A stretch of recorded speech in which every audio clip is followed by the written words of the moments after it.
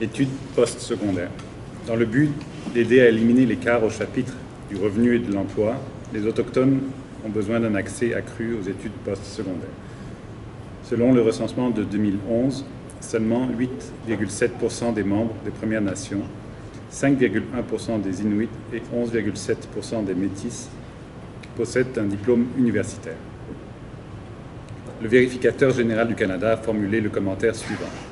En 2004, nous avions constaté qu'au rythme de scolarisation alors en vigueur, il faudrait 28 ans pour que les Premières Nations atteignent le taux moyen d'obtention de diplôme du Canada. Selon des données plus récentes, il leur faudra peut-être encore plus de temps. Fin de citation. Les obstacles à l'éducation postsecondaire ont eu de profondes répercussions. Géraldine Bobb était élève au pensionnat de Kamloops, en Colombie-Britannique. Elle a dit à la Commission, lors d'une audience communautaire tenue à Fort Simpson, dans les territoires du Nord-Ouest, qu'une éducation de piètre qualité et des expériences négatives au pensionnat avaient retardé ses études universitaires et son entrée sur le marché du travail en tant qu'enseignante. Elle a évoqué ce qui suit. Je cite, « Le système des pensionnats me doit ces années perdues. Vous savez, j'ai perdu ma retraite. Je dois continuer de travailler. Je n'ai pas un fonds de retraite bien rempli parce qu'il était trop tard pour cela lorsque je suis retourné aux études. Et j'ai prouvé que j'avais les capacités pour aller à l'université et réussir ma carrière en tant qu'enseignante. Donc, le petit montant reçu au titre du paiement d'expériences communes ne compense pas toutes les pertes que j'ai subies. » Fin de citation. Personne, ou presque, possédant un diplôme universitaire ou collégial qui s'est présenté devant la commission n'avait été en mesure d'obtenir ce diplôme immédiatement après les études secondaires. La plupart d'entre eux, comme Géraldine Bobb, ont eu besoin de plusieurs années pour se remettre suffisamment du temps passé au pensionnat pour envisager même la possibilité de parfaire leur éducation. Pour accroître l'accès aux études postsecondaires, une étape importante consiste à augmenter les taux d'achèvement des études secondaires. Or, même pour ceux qui sont admissibles à un programme universitaire, il y a des obstacles importants à surmonter.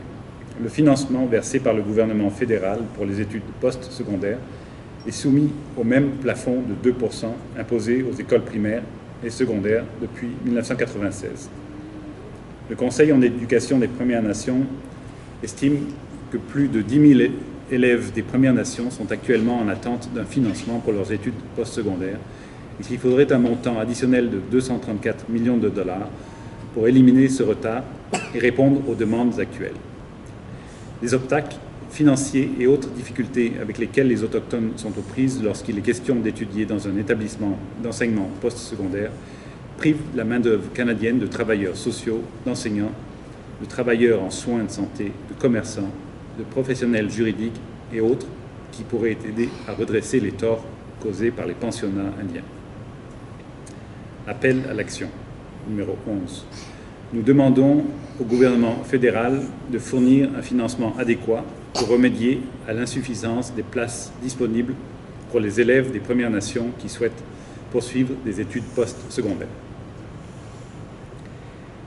Programme éducatif destiné à la petite enfance.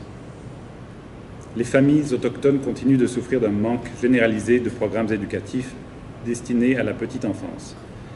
L'Assemblée des Premières Nations souligne que, selon les données de 2011, 78% des enfants de moins de 5 ans n'ont pas accès à des garderies agréées, encore moins à des programmes intensifs destinés à la petite enfance. Or, ce genre de programme est essentiel pour favoriser le développement des jeunes enfants et par le fait même remédier à certaines des lacunes dans les compétences parentales laissées par les pensionnats. Appel à l'action, numéro 12. Nous demandons au gouvernement fédéral, aux gouvernements provinciaux et territoriaux, de même qu'aux gouvernements autochtones, d'élaborer des programmes d'éducation de la petite enfance adaptés à la culture des familles autochtones. Pour éliminer les écarts au chapitre de l'éducation et du revenu, il doit y avoir un financement stable et suffisant de l'éducation autochtone qui tient compte des séquelles laissées par les pensionnats indiens, ainsi que des autres obstacles avec lesquels doivent composer les Autochtones. Outre le financement équitable et adéquat, il faut également donner le plus de pouvoir possible aux Autochtones sur leur éducation et appuyer l'enseignement des cultures et des langues autochtones.